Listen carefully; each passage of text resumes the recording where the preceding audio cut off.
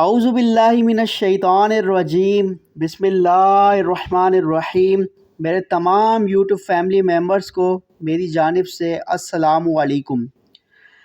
حضرت حذیفہ رضی اللہ تعالیٰ عنہ ارشاد فرماتے ہیں کہ نبی اکرم صلی اللہ علیہ وآلہ وسلم کو جب کوئی سخت امر پیش آتا تھا تو نماز کی طرف فوراً متوجہ ہوتے تھے۔ نماز اللہ کی بڑی رحمت ہے، اس لیے ہر پریشانی کے وقت میں ادھر متوجہ ہو جانا گویا اللہ کی رحمت کی طرف متوجہ ہو جانا ہے، اور جب رحمت الہی مساعد و مددگار ہو تو پھر کیا مجال ہے، کس کی مجال باقی رہتی ہے کہ کوئی کسی کا کچھ بگاڑ سکے۔ بہت سی روایتوں میں مختلف طور پہ یہ مضمون وارد ہوا ہے۔ صحابہ رضی اللہ تعالیٰ عنہ جو ہر قدم پر حضور صلی اللہ علیہ وآلہ وسلم کا اتباع فرمانے والے ہیں، ان کے حالات میں بھی یہ چیز مل گئی ہے۔ حضرت ابو درا فرماتے ہیں کہ جب آندھی چلتی تو حضور اکرم صلی اللہ علیہ وآلہ وسلم فوراً مسجد میں تشریف لے جاتے تھے، اور جب تک آندھی بند نہ ہو جاتی تو مسجد سے نہ نکلتے۔ اسی طرح جب سورج گرہن یا چاند گرہن ہو جاتا تو حضور نبی کریم صلی اللہ علیہ وآلہ وسلم فوراً نماز کی طرف متوجہ ہو جاتے۔ حضرت صہیب رضی اللہ تعالیٰ عنہ حضور اکرم صلی اللہ علیہ وآلہ وسلم سے نقل کرتے ہیں کہ پہلے کے انبیاء کرام کا بھی یہی معمول تھا کہ ہر پریشانی کے وقت نماز کی طرف متوجہ ہو جاتے تھے۔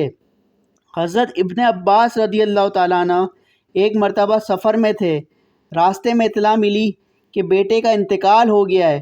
اونٹ سے اترے، 2 رکعت نماز پڑھی، پھر انا للہ و انا الیہ راجعون پڑھا، اور پھر فرمایا کہ ہم نے وہ کیا جس کا اللہ تعالیٰ نے حکم فرمایا ہے، اور قرآن پاک کی آیت وَاسْتَعِینُوا بِالصَّبْرِ تلاوت فرمائی، اور مدد حاصل کرو صبر کے ساتھ اور نماز کے ساتھ۔ بے شک وہ نماز دشوار ضرور ہے، مگر جن کے دلوں میں خشوع ہے ان پر کچھ نہیں۔ خشوع کو بیان تیسرے باب میں مفصل آ رہا ہے۔ انہی کا ایک اور قصہ ہے کہ ازواج مطہرات میں سے کسی کے انتقال کی خبر ملی تو سجدے میں گر گئے۔ کسی نے دریافت کیا کہ یہ کیا بات تھی؟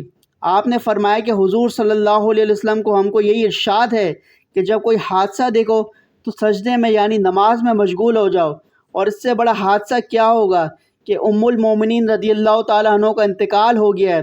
حضرت عبادہ رضی اللہ تعالیٰ عنہ کے انتقال کا وہ وقت جب قریب آیا تو جو لوگ وہاں موجود تھے ان سے فرمایا کہ میں ہر شخص کو اس سے روکتا ہوں کہ وہ مجھ پر روئے، اور جب میری روح نکل جائے تو ہر شخص وضو کرے اور اچھی طرح سے آداب کی رعایت رکھتے ہوئے وضو کرے، پھر مسجد میں جائے اور نماز پڑھ کر میرے واسطے استغفار کرے۔